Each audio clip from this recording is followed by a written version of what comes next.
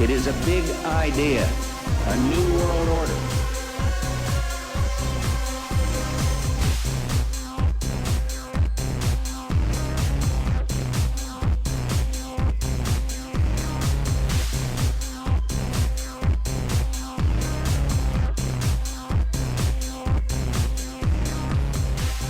Your world is not what it seems. Alex answering. Outside the box.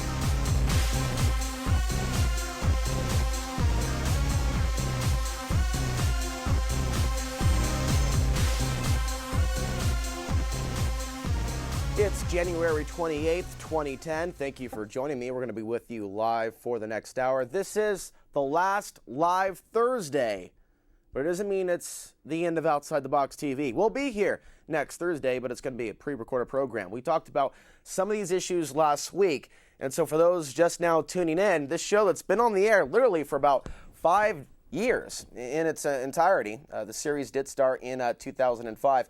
We are going to be taping the shows from here on out, and hopefully we'll be back live coming up in April. And so you're wondering, what is a glass skull doing on Alex's table? This is the death of Thursdays at Portland Community Media, and there are many valuable employees that have been let go. The budget is not there. The money is not there in the budget, the operational budget, which is going to be disastrous for Access TV because a lot of valuable members of PCN have been let go. When Ben, one of the former employees of PCN, which you're going to see in this clip that we're going to play in about a minute and a half, 2 minutes, he passed by me in the parking lot last Thursday after the show, after I talked about all the stuff going on, and I felt something was wrong, but I didn't know what was wrong. And he is also someone that has voluntarily resigned from PCM. So what I'm trying to say, and I'm not trying to blame anyone specifically right now, and there's also a lot of stuff that's going on that I don't think I should be talking about on the air. But there's a lot of heavy stuff going on in this facility, and there's a number of things that need to be addressed. The franchise agreement, it ends at the end of the year.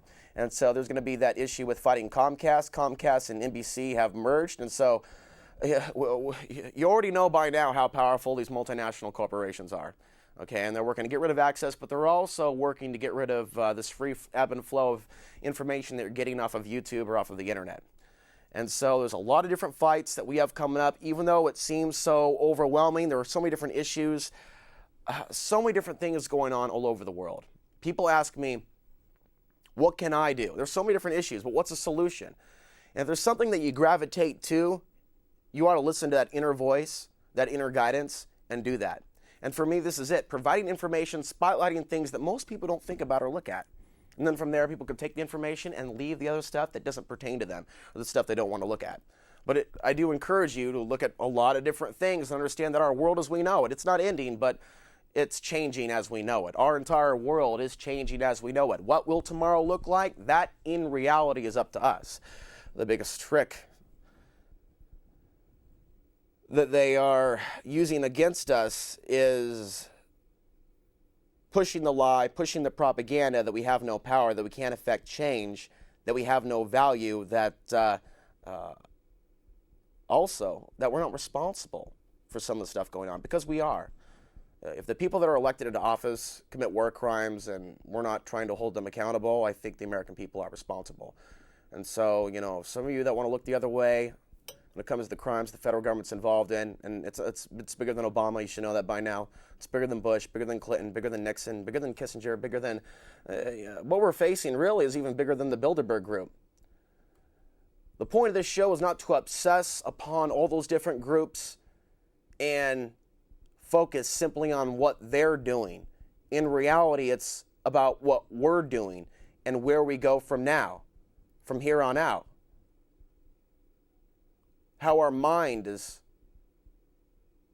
going to be tomorrow when we wake up and we project how the rest of the day is going to go. Whether we're living life from a perspective of just working with the hand that's dealt to us in this life, or actually trying to break the codes of the matrix itself. The law of attraction. which in my opinion is much more than meditating for hours, thinking about money and a big house and the right mate. It's about using the law of attraction, focusing on what we want to change the world now, not tomorrow. We have to live in the moment. The only thing that's real, and that's this moment right here. Using the law of attraction, understanding our own ability to create, because we do create our reality every single day, whether we're conscious of that or not. And so all these things I want you to remember as we go into the strange world that's not out there in the future, but already here. The other thing that a lot of challenges I'm facing, our meeting spot, it's been sold. The owner got a good deal on it. Beautiful Piece is going to be closed at the end of the week, so we're looking for another space to do our weekly Wednesday get-together, but I could also move it to another day. It's an ideal